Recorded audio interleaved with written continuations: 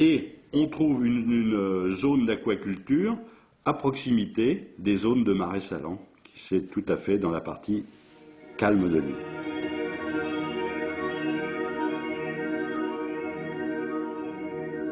Quand j'ai senti que ma vie professionnelle en Afrique se terminait, j'ai décidé de revenir dans mon village, prendre ma retraite.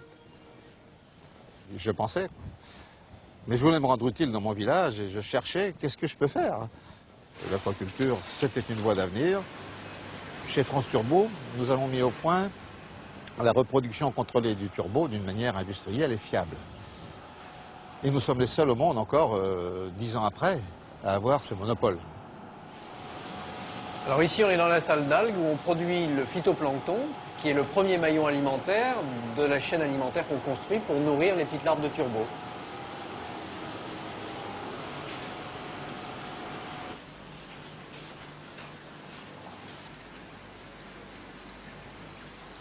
Alors tout commence ici avec des reproducteurs qui ont entre 4 ans et 8 ans. Ces animaux sont tous marqués un par un, on connaît leurs parents, leurs grands-parents, et on développe à partir de ce stock toute la production des alevins pour pratiquement toute l'Europe. Donc voilà le produit, c'est un bébé turbo qui vient de sortir de l'œuf.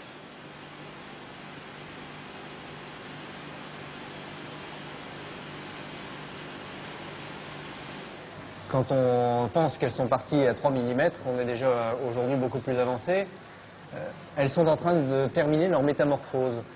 Le turbo commence par nager comme un poisson rond et c'est seulement au cours de ces deuxième ou troisième semaines qu'il commence à se métamorphoser et qu'il tourne sur le côté.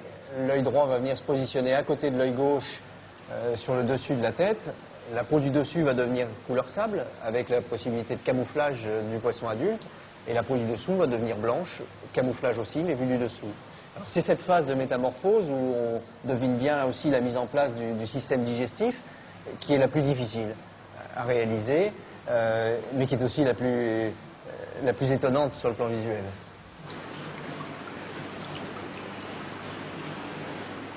Alors on est ici dans la phase du deuxième mois de la vie des alevins.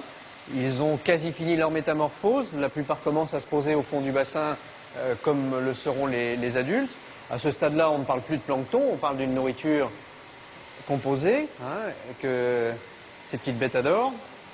Et ça commence à se nourrir vraiment très facilement. Alors à ce stade-là, les aliments sont fabriqués avec essentiellement des produits de la mer, farine de poisson, huile de poisson, un petit peu de céréales pour tenir tout ça correctement. Et ce sont des aliments très riches en protéines et relativement pauvres en matières grasses, qui permettent une très bonne croissance de ces poissons qui sont naturellement des carnivores.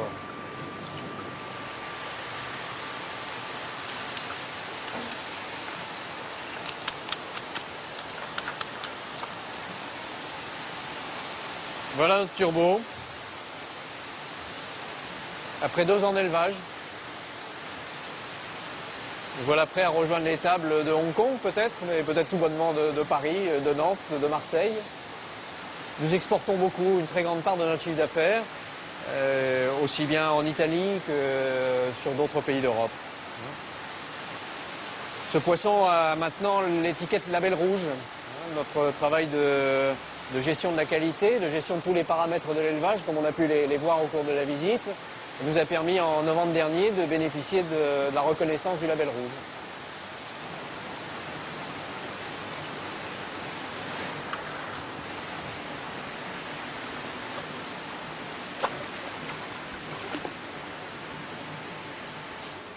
Dans un métier où vous avez vu qu'il fallait tout inventer, on est allé jusqu'à imaginer une technique très originale de transport à sec.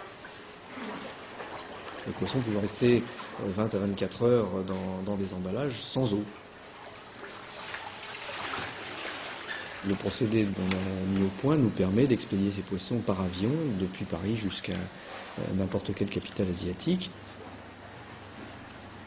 Et là, ces poissons sont remis en eau, et c'est ce qui arrivera aux petits turbos que vous voyez là à l'emballage, qui, eux, vont avoir une destinée un peu différente, puisqu'ils vont être élevés en Chine.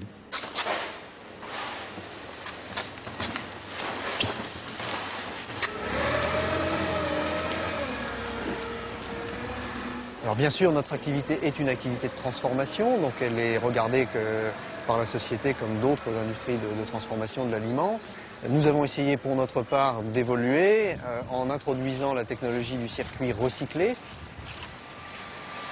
Cette eau est filtrée, elle est traitée par des cultures